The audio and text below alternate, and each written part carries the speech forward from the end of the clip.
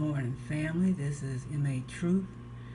I know a lot of folks are confused about the elections and whether or not they are legitimate and all that other stuff. So, from my own personal perspective, no, ain't shit legit about the elections. Okay, let's get that out the way first and foremost.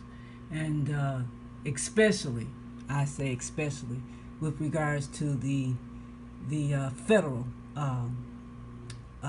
elections, your presidential elections.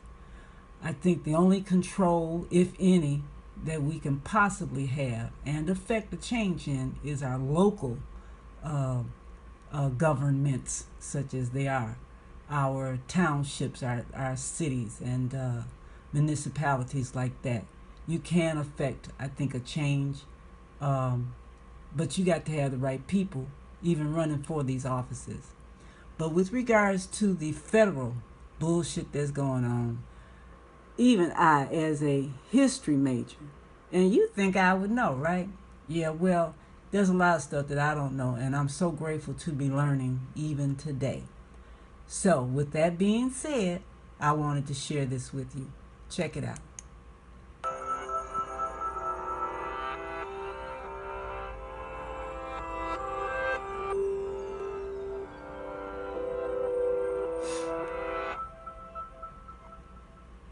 Most people have heard of the Electoral College during presidential election years. But what exactly is the Electoral College? Simply said, it is a group of people appointed by each state who formally elect the President and Vice President of the United States. To understand how this process began and how it continues today, we can look at the Constitution of the United States. Article 2, Section 1, Clause 2 of the Constitution. It specifies how many electors each state is entitled to have. Since 1964, there have been 538 electors in each presidential election. How did they decide on the number 538? Well, the number of electors is equal to the total voting membership of the United States Congress, 435 representatives plus 100 senators and 3 electors from the District of Columbia. Essentially, the Democratic candidate and Republican candidate are each trying to add up the electors in every state so that they surpass 270 electoral votes, or just over half of 538 votes, and win the presidency.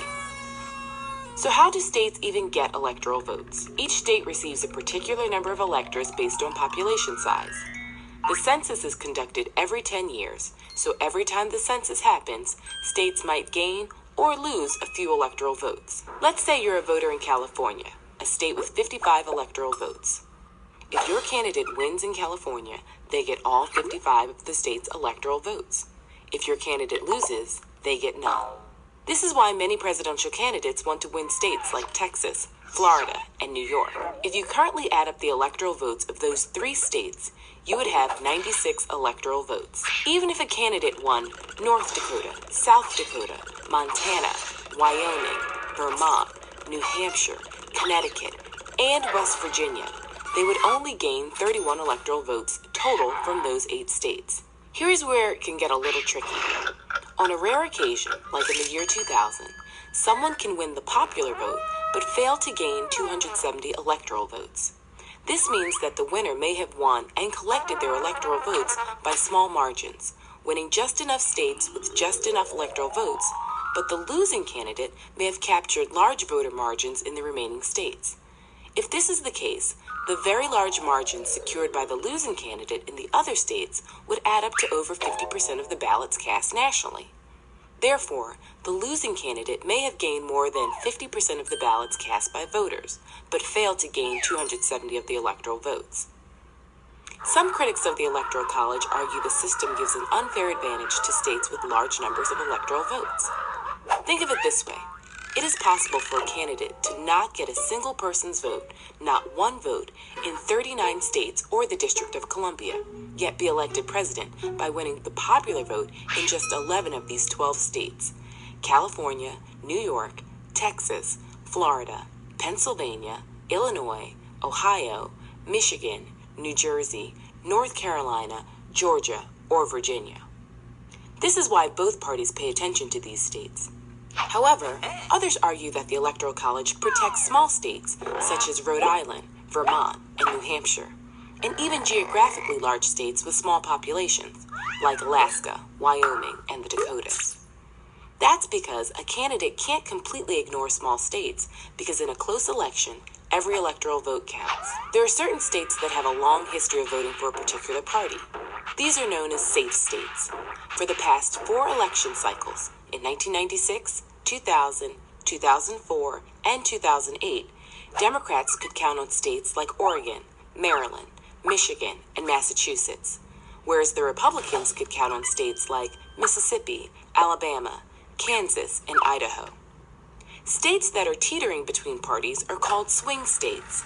In the past 4 election cycles, Ohio and Florida have been swing states, twice providing electoral votes for a Democratic candidate and twice providing electoral votes for a Republican candidate. Think about it. Do you live in a safe state? If so, is it a Democratic or Republican safe state?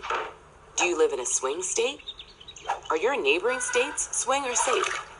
Is the population in your state increasing or decreasing?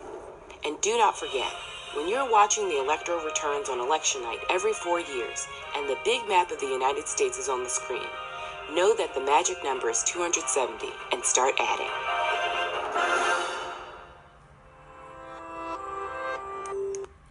So from my perspective, it's fucked up. You've got some electors. Who are these people? Don't know who these folks are. That's a secret. But they're the ones who actually vote for the president. And their votes are dictated by the bankers, by the corporations, by the special interest groups. So it's still rigged. It's not for us. That's why I say, for myself, I'll be voting. But it won't be in the presidential shit. I'll be voting in for my local people. Those that I think could affect the change, if any at all could be affected. So I hope this clears up some stuff for y'all. Don't pay attention to the media, because that's bullshit, that's hype. We already know that.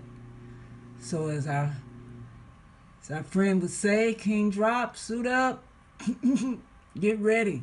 Do what you need to do. Do your due diligence. Follow what your heart says. Follow Haya. Thanks, y'all. Holla at you.